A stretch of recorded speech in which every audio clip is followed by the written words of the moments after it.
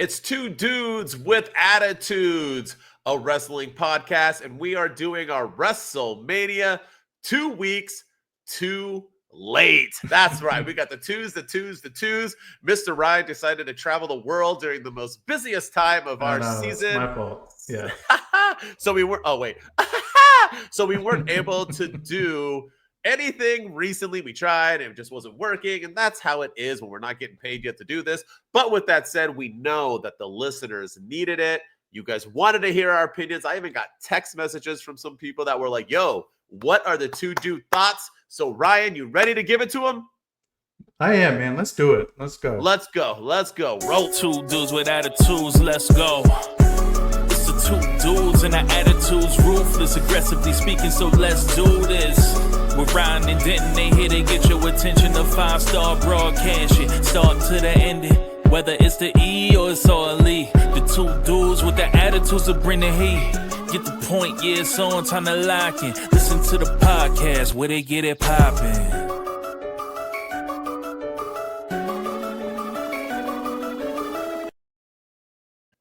As always, two dudes with attitudes as Ryan enjoys wrestling and MWO, and it feels good to be back. We can reminisce, but you know what? We got too much stuff to do, so let's get this show on the road. Ryan, you ready? We're going to start WrestleMania 41, night one, and we're going to start in the main event. And the one thing I thought was funny about this main event, if you don't know who was in it, it is one Roman Reigns versus one CM Punk versus one Seth Rollins. Seth Rollins got the victory with a double turn by Paul Heyman. Paul Heyman went ahead and nutshotted Punk, then nutshotted Roman, and Seth got the win.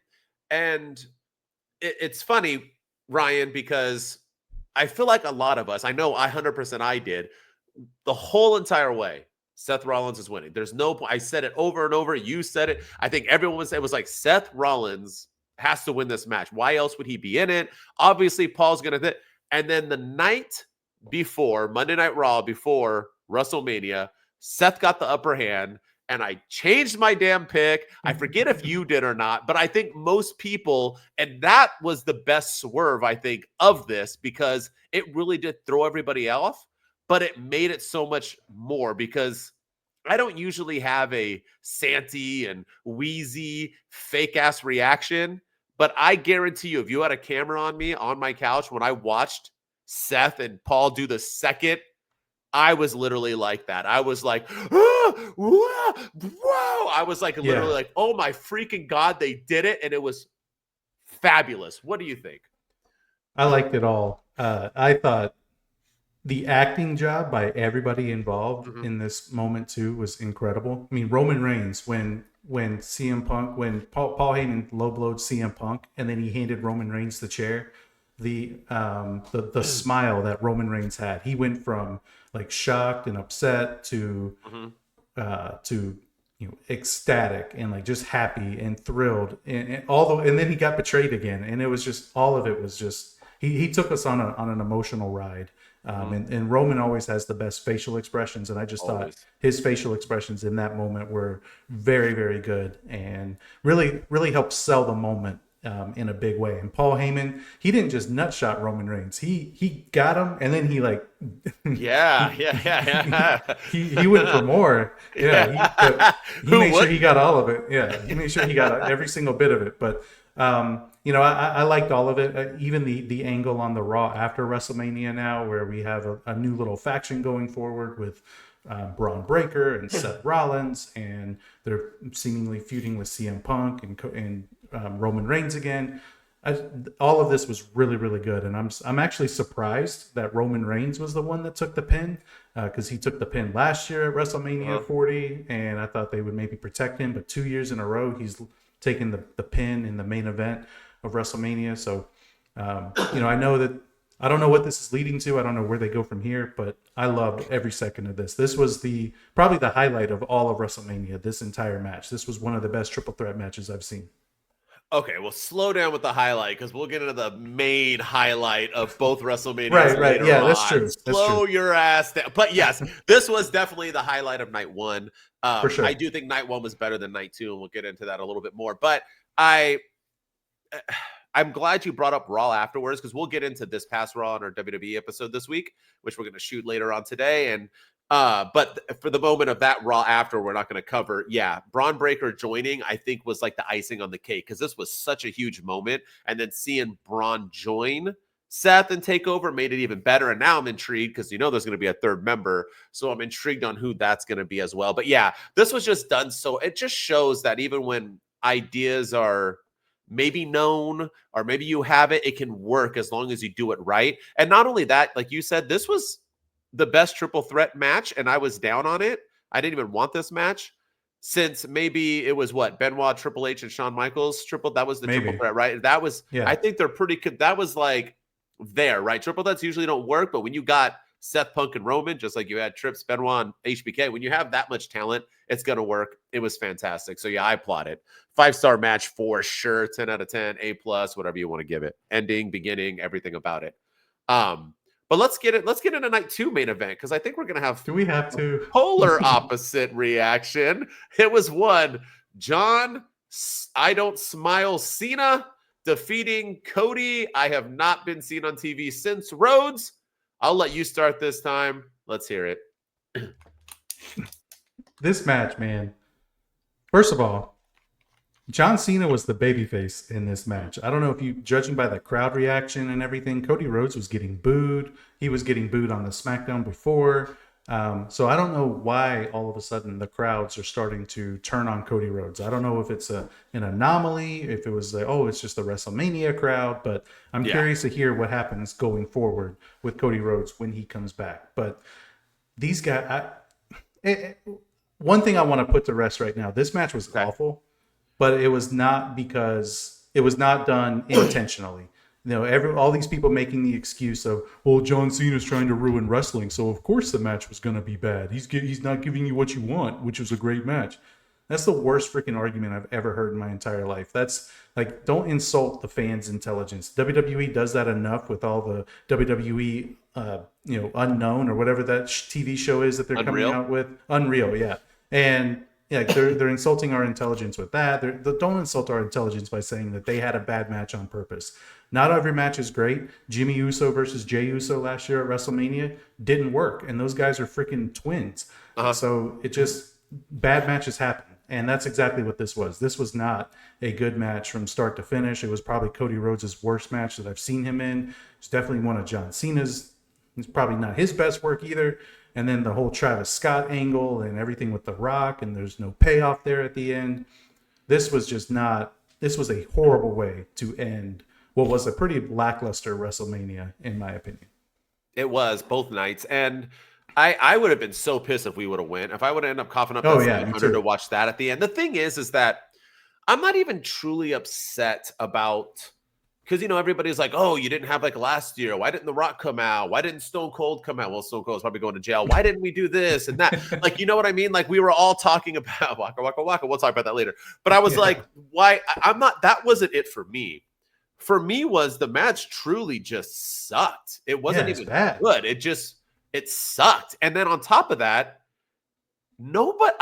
I listen to Travis Scott music. I don't want people to think, because anytime I ever say that I don't like the Travis Scott's involved, people like, rumble grumble, like, old man yelling at a cloud. But he doesn't make sense. He's not good. He's not entertaining. I don't care if he's training to be a wrestler. He doesn't have it. So get him the F out of here. I don't know if he's like employed by TKO or is he's like a management in that, or he's with The Rock, or why he's even involved. But why the hell would you have Travis Scott, who's literally a nobody, walk down the ramp for 5 minutes? That thing went on for 5 minutes in the middle of the match. They just had to like lay there. Cena was like staring at him. He walked out with a belt again. He like and he was there for it was so stupid. So I think that's what hurt it as well. And yes, The Rock being involved somewhat would have been better, just because, and we'll get into that, but you can't bring up the soul and this and that and then just wipe it away. That's not how it works. So overall, it was just everything about it. And then, like you said, John Cena purposely having a bad match. I don't even want to talk about that, because it's just morons on the internet, on TikTok. But I talked about how I'm upset that he won his 17th and he doesn't care. And people were like, well, that's his character. He doesn't care? Okay, then why did he talk about it the whole lead up? Then why did he have his side plates a 17? Aren't the side plate? They're not the John Cena logo. They're 17s, aren't they? Yeah. So obviously he's proud about it, but he didn't do. My biggest thing with John Cena right now, okay, his heel turn, is that if his character truly, truly doesn't care, then his character truly, truly shouldn't care. But he does. You want to know how I know? Because he still walks out to his music. You want to know how I know? Because every city he's in, he has new merchandise being sold. You want to know how I know? Because he still holds up his towel. He still gives a... If he truly didn't care, this mother would walk out with no shirt on, no music being played, would walk in and just drop his mic and say, I don't even want to talk to y'all. And then somebody would come out and Randy Orton could, but I get it, right? Oh, but how is he going to sell merch? They're trying to sell merch. Okay, well, bad guys don't sell merch like that. Daddy Dom doesn't come out with a new shirt every week so don't hit me on that. If you wanted to sell his merch and promote him, then keep him a baby face. So if not, then you have to stop with this whole, like, because you can't say on one side, well, they need to sell money and make money. And on the other side say, he's having bad matches on purpose because that's his character. Well, no, because he's not in his character. And let's be honest, Ryan, he's literally PG John Cena, but he doesn't smile. That's the only difference. He's just not smiling. Oh, and every once in a while, he says a corny line to a dad in the audience. Mm-hmm. I raised your son. Your dad's stupid. Yeah. That's not a heel. No, not at all. And the fact that he's getting babyface reactions just shows you that he's not a heel. And, this guy's retiring at the end of the year. So, of course, everybody's excited to see John Cena. And, like, it's just not working. This match, like, I feel I'm not the biggest Cody Rhodes guy. I feel like his title reign was kind of lackluster as well. But I actually feel bad for Cody Rhodes because that's how his championship reign ended. On a mediocre match. And now we haven't seen Cody Rhodes since, and John Cena is now moving on to feud with Randy Orton, which, yay. Big, but Randy's going to lose, so what's exactly. I don't so care. What's the point? So, so I don't understand. This match was just, it just didn't work. It was an awful, awful way to end WrestleMania for sure. I agree. Even if you flip the nights, I know some people are like, well, if you put this match on night 1 and had the Roman match in night 2, it still would have sucked. So I don't. Yeah, it was just not a good match at all. It wasn't. All right, let's get in. Let's go back and forth now. I know what you really, really want to talk about. The opening match of night 1. I think you were a little upset with how it ended. Let's hear it. Let's go quickly with positives and negatives. So Gunther, Jey Uso. Let's hear it.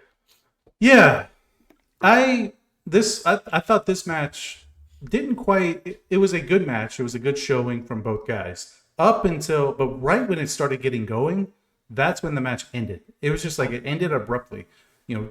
Jey Uso locked in a chokehold on Gunther, and Gunther didn't grab the rope. He didn't fall asleep or get choked out that way.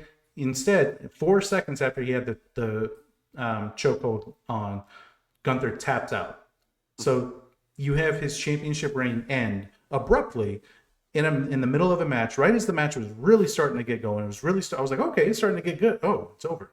And he tapped out in 4 seconds. And so I didn't care for that at all. I thought that was another lackluster way to end the first match of WrestleMania. It was a great moment for Jey. I'm happy that he got his title. I like the moment he had with Jimmy, where Jimmy gave him the belt and everything. Everything afterwards was great. I'm excited to see what Jey Uso does going forward. But the match itself, like I said, right as it was getting going, it ended. And I hated that for Gunther. Gunther doesn't tap out. Gunther, could have choked him out to the point where he gets the referee makes a decision that way. I would have been fine with it. But having him tap out like that was just very, very weak. When it comes to pro wrestling, tapping out's like the worst thing that you can do, right? That makes you look weaker than a roll up, a finisher. I don't know why they book that. My thing is that does it show? And I don't even want to get into what they're doing with Gunther now because we can do that on our WWE show. But the fact that he's the longest reigning Intercontinental Champion of all time, and he just had almost a year-long reign around there, right? 8 months, 9 months, something like that. And you just have him lose to Jey Uso by tapping out in 4 seconds. No build, no trying, like you said. It shows, I think, what they think about Gunther, because it didn't help Jey any. It's not like Jey came out the next night and was like 4-second yeet. Like it's not like he was like tap out yeet. It's not he did, so it didn't even do anything for him. I feel like this entire WrestleMania, the main events included, was everything was a huge waste of time, and this match included, because after Gunther choked out Jimmy Uso and wiped his blood all over him, the next week Jey Uso comes out and says, I'm gonna hate the person I become at WrestleMania. I'm not gonna like that person. I'm gonna become something I'm not, and it's gonna take all of that for me to beat you, Us. And he doesn't do any of that in the match. Whatsoever. As soon as he does, Gunther taps out in 4 seconds. It was just, it was a huge waste of time. The build-up was a waste. The match was a waste. And I feel like Jey's moment got a little ruined because of how they treated Gunther.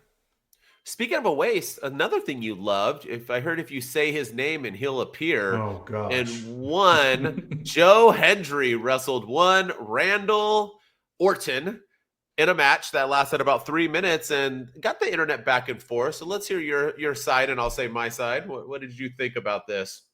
I think I'll talk about this again when we talk about The Rock in our closing segment. But two things can be true at the same time. That it was great exposure for TNA to, have a match at WrestleMania, the biggest show of the year. It was a great opportunity for the TNA champion to, get that title out there and let the fans, let the fans see a TNA guy through and through, and have him go into the ring with one of the legends in Randy Orton. Great opportunity and exposure and PR move for TNA. At the same time, I think it made TNA look like god awful. Because Joe Hendry not just lost, but lost in 3 minutes, barely got any offense in, and it was just a complete squash. And then at the end, Randy Orton RKO's him, and then he RKO's him again. Yeah, complete squash. And great exposure for TNA, great opportunity for Joe Hendry, just a waste of opponent, another waste of time. You could have given us returning Rusev that night. You could have given us Nick Aldis in a match. You could have given us Sami Zayn making a heel turn and coming after Randy. You could have had anybody, but you chose the even TNA Solo. World Champion. Yeah, Solo Sikoa. Anybody. That's a person who sort of got swashed. Yeah. Yeah, but then you have the TNA, the World Champion from another organization, lose in the way that they did. It was not a good look. Imagine Jey Uso going to TNA and then getting squashed, and they're like, but the WWE title was on the show, so that's fantastic. Yeah. And no, it was not. And my thing is that if you don't know what TNA is and you watch that match, do you think you tuned in? Did you get enough out of Joe Hendry as you see the world champion? So if you've never seen it, you go, this guy's the face, right? Which is not good in general, because I don't get Joe Hendry. But nonetheless, that's the face. He did a couple moves and basically just got his ass whipped. That would not make me go, crap, where's Access Television? I need to call DirecTV to get that on my that didn't do it for me. So it didn't do anything. So people on the internet saying it are just people who say things to say things. It didn't help. The end. No, it's helping that he's on NXT now, but that didn't help. The end. It reminded me a lot of old school Vince McMahon, where anybody from WCW just had to get their ass kicked anytime they went up against WWF guys. And that's what this felt like. This felt like, well, yeah, he is the world champion, the reigning, defending world champion of another company, and we are partnering with them, aka we're about to buy them out, just like we bought Lucha Underground or CMLL, whatever the company is, or AAA, right? AAA, yeah, that's who they just bought. But yeah, I feel like WWE's about to merge with TNA or buy TNA out or something because of this partnership. But yeah, I feel like it was old school Vince McMahon booking where, yeah, you'll come onto our show, but you're going to get your ass kicked. And I just didn't like it. All right, let's get one last negative out of the way, and then we'll end on a couple positives and do our news. But the last negative, I want to hear your thoughts on that Becky Lynch and Lyra Valkyria winning the tag team titles against One Liv and Raquel Rodriguez, and what happened afterwards. I loved it. I liked it, but I didn't. Well, okay, I've had a bunch of emotions here in one sentence. I thought it was your negative, but all right, if you loved it, I thought you. No, I didn't like it. It started with Bayley getting injured. Yeah, I didn't like that. I didn't like Bayley getting taken out, and then she didn't seem to like it. By the way, she had an interview with Homeboy, and she seemed like she was holding back a lot of real feelings, if you know what I mean. Yeah. Like she didn't want to tell Chris Van Fleet everything.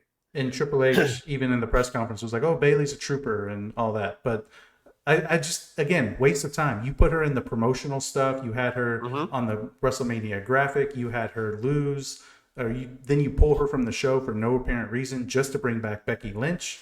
And Becky Lynch, I mean, the match was great. I was excited. The match was good. It was a fun match. That's what I liked about. That's what when I said I loved it. It was the match was great. But then you took the titles off of Liv Morgan and Raquel, which I was just like, huh? Like, what is going on? Yeah. So I loved it. I liked it. I loved it.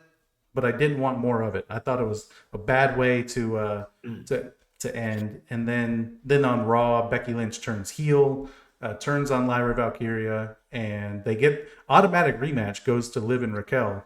Not the number one contenders who won at Stand and Deliver. It goes to Liv and Raquel, and they get their titles back because Becky Lynch turns heel. And so it was just you had all in a span of 24 hours. You had Bayley pulled, you had Becky Lynch return, you had Becky Lynch win a championship, you had Becky Lynch lose a championship, you had Becky Lynch turn heel, and it was and Liv and Raquel get their titles back. I don't take the titles off of Liv and Raquel in the first place. I feel like that was a complete waste.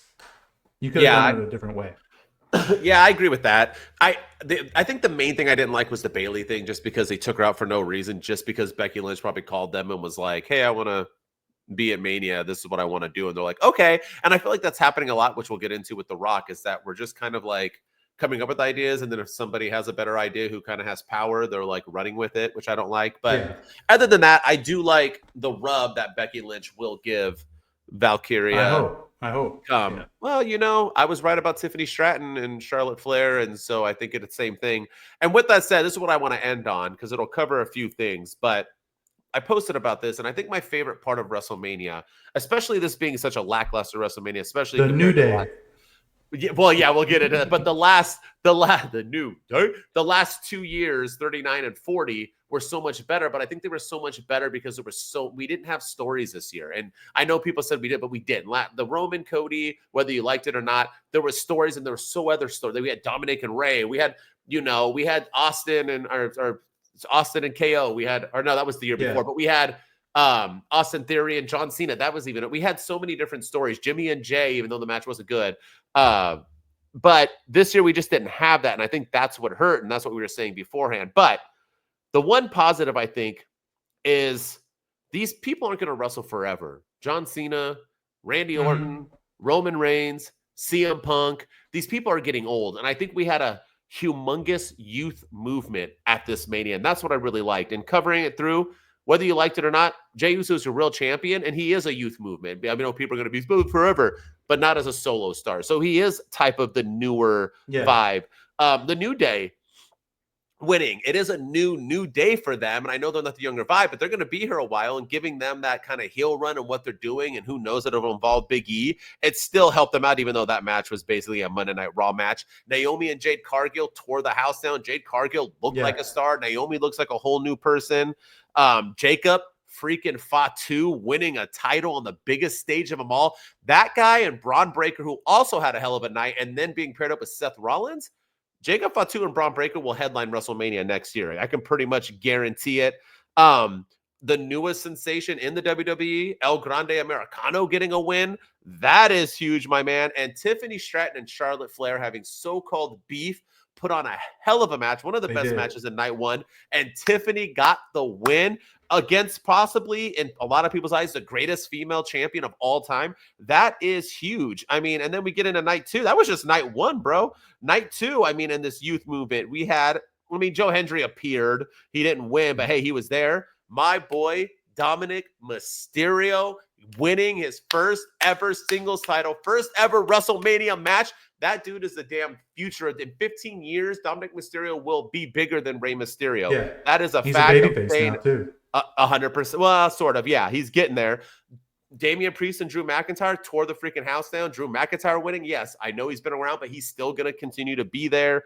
I mean, the hits keep going and going. If I've missed anything, I mean, we got even Bianca, Io, Bianca, and Rhea all going to have a long time. And Io winning, once again, building that youth movement. Even Logan Paul getting a win on AJ Styles. I know everyone hates him, but Logan is young, talented, and he's going to be around for a while. I mean, it was just a great showing to something that Vince didn't do. When Vince had Manias, it was like, here comes Hogan, here comes Roman, here comes Cena. It's the same old. At least Triple H took it out of the box and was like, hey, we need a future. Here it is on a silver platter. Yeah. And that's one of my takeaways from one of the worst WrestleManias of all time, WrestleMania 2000, was kind of the same thing. I was there.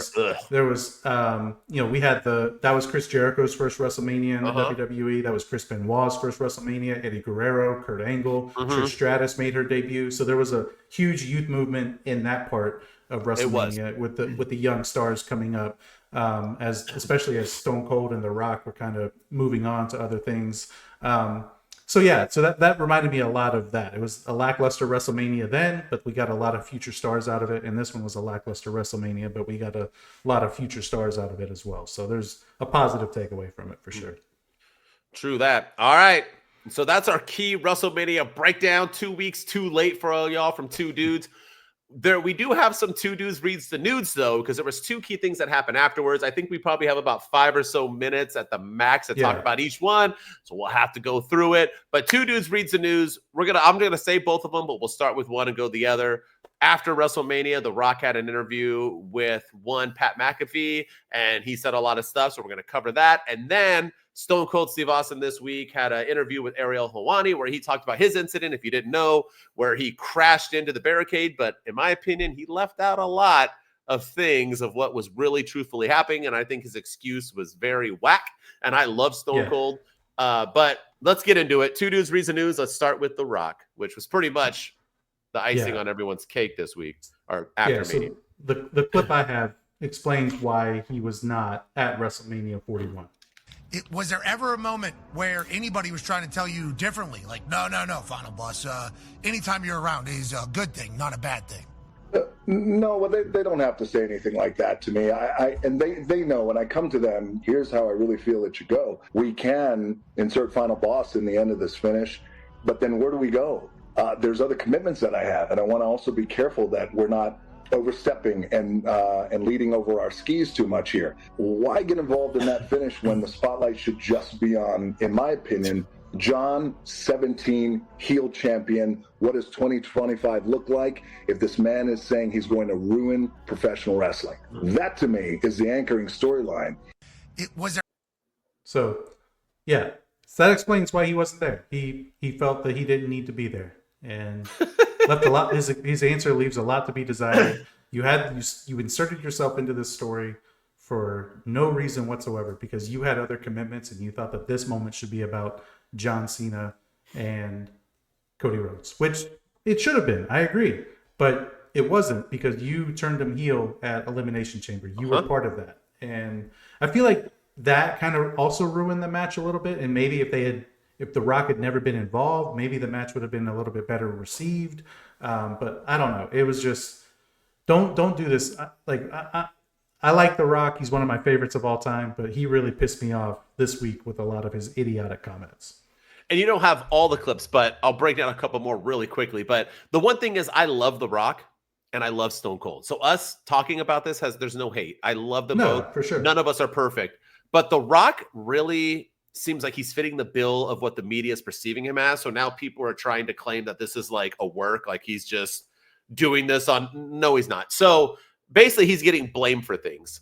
And I think he's coming up with excuses. Number one, he said he didn't even want to be the Final Boss thing, that Ari or whoever from TKO called him and said, Elimination Chambers sales tickets suck. We need you. So that's the only reason. And then after he did it, he was like, I don't want to be a part of WrestleMania. I don't want to. But we had Travis Scott there. So it wasn't all about Cody and John Cena. So it makes no sense. He also said that he was upset with the booking. He thought that main event was booked terribly, basically. Yeah, I mean, we can basically said It's on Triple H. He says they're not doing right. So he called out Triple H, and supposedly there's rumors that they don't like each other. So now but here's the thing. What has The Rock done correctly since he was put on TKO compared to Triple H? Because Triple H books everything. So he's going to have misses. The Rock doesn't book anything. So what has he done other than whooping Cody Rhodes? What has he done well since he's come back to TKO? Because he hasn't brought much, in my opinion. And to put people under the bus sucks. Like, there's one thing I hate in life, Ryan. Like, when I'm at work, if I do something wrong and someone calls me out on it, the first thing I do is admit it. I hate blaming other people, and I hate excuses. And we heard about this with The Rock when he did that Adam movie, Black Adam or whatever it was, and that's why nobody likes him anymore. He was blaming other people, throwing people under the bus for the lack of Vin Diesel. Yeah. Vin Diesel, he was throwing it was everyone else's fault. And now it seems like he's doing that again. So for someone like The Rock to have to do that is, to me, really bizarre. You are the freaking Rock. But also, why do you have to throw people under the bus? Why did you do this interview with Pat McAfee? Because people were pissed that The Rock wasn't there. Yeah. But this interview made people even more mad with his answers. His answers made no sense. Like, Triple H was taking a lot of the heat for the build to the WrestleMania, which he should. The showing at WrestleMania, the booking of WrestleMania, and everything, which he should. You're right. Yeah. But why, if you're The Rock and you don't like Triple H, why did you step in and do that interview? Because that just took all the blame off of Triple H and put it right on you. So I don't understand that at all. It also wasn't a good look for being someone a part of the company who's blaming the booker. He also said he created the idea of I wanted Cody Rhodes to turn heel. He also put under the bus like that, and they made John Cena. And then I was like, all right, well, I'd already come up with the sell your soul thing, so we had to keep doing it basically. But I didn't want John to do it. That's why I stepped. Basically, he said, I didn't like what they were booking, so I got the fudge out. That's all I heard. That's what I heard. That's what I took out of it too. Is he didn't get his way, so he left. But again, don't do the interview because the heat was on Triple H, and now 100%. The heat is on you as well. So I feel like he didn't do himself any favors whatsoever. No, made him look bad. All right, and now Stone Cold. He reacted this week after a bizarre WrestleMania. So let's hear that. He was on Ariel Helwani. I felt like he didn't want to be in this interview. Why did he do that? He felt very like, what the heck am I doing? Like, anything Ariel asked, he felt offended by. It seemed really awkward, in my opinion. Yeah, I agree. He just seemed like he did not want to be there. But this is his response to the ATV incident. Could I ask? Obviously, I'd be remiss if I don't ask your perspective on the ATV riding. What happened there? Oh, just different throttle setup than what I'm normally used to. And long story short, just different throttle system because I'm pretty damn handy on a four-wheeler. Any sort of aftermath there to all of that? No, just, I was embarrassed about it, and I think everybody's okay. But, you go out there on the biggest night, in wrestling, and you end up like that. It's not the greatest day at the office. You go out there and you want to give people the best show that you can, and when you fall short of that, it's not great. Go ahead, Ryan. You can go first. Yeah, you can go first. That's all that happened. It was just throttles, because ATVs have all sorts of different throttle systems. There's so many different ways to throttle. Yeah. There's one on the left, and then there's one on the right. The one on the left is the throttle. The one on the right is the brake. But also, he didn't talk about how there's a clip back of him trying to get to the stage. Was that the throttle too? Yeah, like he completely misses the stage, and he has to have people back him up and get him back. It was, I don't understand what the hell was going on, and why was he there? Again, waste of time. We wanted Stone Cold to make an appearance, and you bring him on there to take attendance. Like, that made no sense to me. He was talking about, I could give a couple of stunners to somebody, and he didn't do that. It was just a very, very weird appearance. I really hope for his sake that he was not drunk when he was on that four-wheeler, and because that is a huge liability, especially if that person got somewhat hurt, a little bit hurt, or not hurt at all. Even then, it's just not a good look for the WWE. So maybe they learn their lesson from this and they don't do these kinds of stunts anymore, or stop doing the drunk thing with Stone Cold with the beer, or because Jey Uso was drunk at his press conference too as well after he won the world title. Just not a good look when they're doing this kind of stuff. At least Jey Uso being drunk was not in a position to where he was unsafe. True. But also people are like, oh, Jey Uso could be drunk and this and that because he won a belt, so he was celebrating. Okay, well, basketball players, football players, they win and they don't get drunk by the presser, right? You still got to be like coherent. You celebrate after your job is done. That's why I think it's weird. I mean, like when Tom Brady got drunk and was throwing the Super Bowl Lombardi trophy back and forth through boats and everything, that was not a paid anything. He ain't working. That was a sell. You could be as drunk as you want at a party, but he, like, in my opinion, Jey Uso is still working. But I don't want to accuse anybody of anything. But for sure. that dude was drunk. I'm sorry. Did you see that ramp that he missed? Like he didn't. He went. That ramp was like 50 feet wide. He like drove right around it into a black tunnel, like a wall. Like you, and then the fact that he said throttle assist, like what? My biggest thing here was that he ignored everything. He didn't talk about missing that. He kind of ignored the fact that the girl too. Everyone's fine. And then kind of made it about himself. Well, I was more embarrassed. I don't care. Yeah, like you could have apologized. You could have. Yeah, he didn't like nothing was really And the fact that Homeboy was out there, Nick Khan, that makes me think even more that he was drunk because he was more. Because if it was like a true accident, I think he would have been like, like people have stuff hit them all the time. You don't have Nick Khan. Nick Khan was out there. That's what really makes me think stuff was because like he felt like, oh shit, I'm gonna be in trouble because people are gonna find out that Homeboy was packing beers before he came out. And then just so you know, he also then claimed he boned out afterwards. He went home. He wanted to beat traffic, I guess, because he didn't want to watch the main event because he didn't care. And to be honest with you, was weird. He talked about his match with KO too during this interview, and in that interview, he was like, "Yeah, I drank a beer in the middle of the match because I was out of shape and I needed something to quench my thirst." So it would not surprise me one iota if he was drinking a few beers beforehand to take the edge off or loosen him up a little bit or something because he was drinking in the middle of the match. So and I mean I don't. But I mean, I'm not judging him on that. Just I'm not perfect. You know what I mean? Like I'm just saying, like. But he made the problem is that dude, you hit like if you would have drove around drunk, he's probably drunk all the time. He comes out. That's fine. You be drunk, drive around ATVs or whatever you want. That's your. But since you hurt somebody, that's what it's like a drunk driver. People drive drunk every single day, but it's not a thing until you crash and kill somebody, right? So it's like you hit somebody now, own up, man. Like you freaking and he didn't really. That girl sold that better than. Better than Shawn Michaels against Hulk Hogan. Like she sold that. It hit. It hit. And then she like waited 3 seconds and then flew back because she was like, oh shit, I'm about to make money. Supposedly she also got hit by the barricade or somebody threw a table piece and it hit her as well. Supposedly she was hit twice. So maybe that's why Nick Khan was out there. I don't know. Nonetheless, I thought it was a very weird interview. You had another thing too, really quick before we end it, that she also talked about John Cena. Yeah, and he also rejected an offer from Logan Paul. Which I find that one to be pretty bizarre too. And you can tell he's aggravated at this question as well. Yeah. Yeah, do you have a clip or you just want to? Yeah, I got Logan Paul said on his podcast that he offered you a sum of money to dress up in a Prime bottle and you turned it down. Is that true? If he said that, I'm not going to call him a liar. And I just thought that was kind of personal business.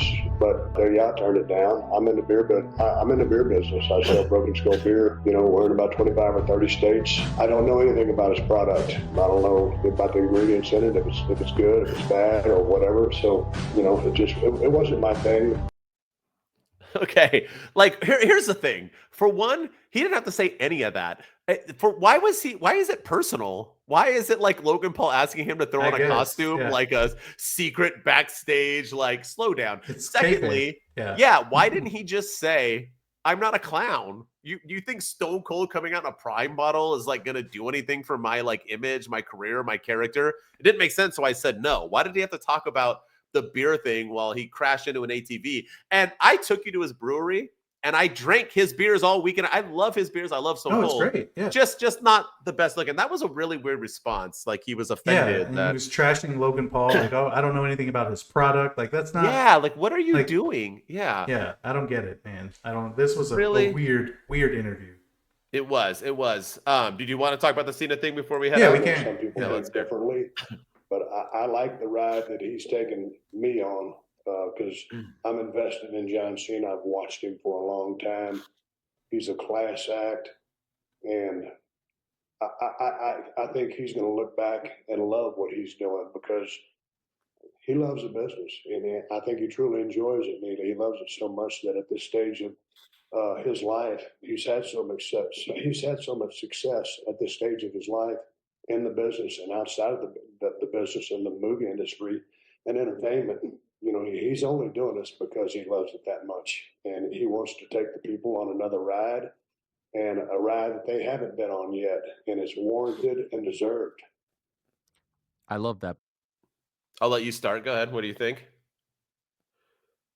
I mean, that's probably the nicest thing he said this whole interview. Yeah. It was about John Cena, and you know, I'm not going to disparage John Cena on this because I feel like his whole career has been made out of burying people and everything. But when you get an endorsement from Stone Cold, especially in an interview that he clearly didn't want to be on, you got to take it and run with it. I mean, he's got to feel, John Cena's got to feel happy that Stone Cold was, you know, praising him and everything. And at least somebody's enjoying John Cena's heel turn, because I have no idea what the hell is going on with it. But yeah, I don't know if I agree with the fact that Cena's going to look back on this, because I feel like, I don't know, I don't feel like Cena wants to be involved with The Rock and that whole thing. And I feel like that kind of killed his moment as well. So he might look back on this with a little bit of anger.